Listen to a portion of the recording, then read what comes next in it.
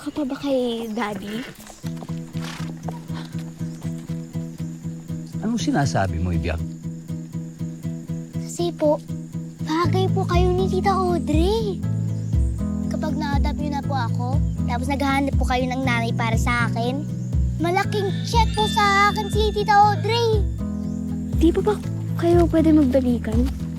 Kasi siguro love niyo pa rin ang isa't isa. Noon yun, anak.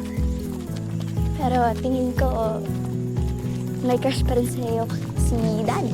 Ikaw talaga, Janine. Hala, si Tatoy, nagbla-blush oh. Blush!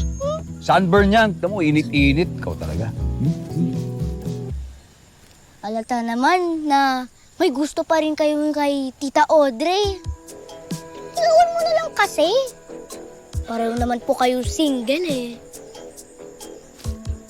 Tina, okay na kami ng ganito. Magkaibigan kami para kay Janine. Mami, alam ko po na love niyo ako.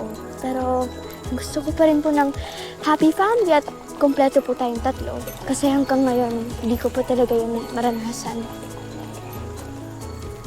I want that for you too, anak. But it's not that simple.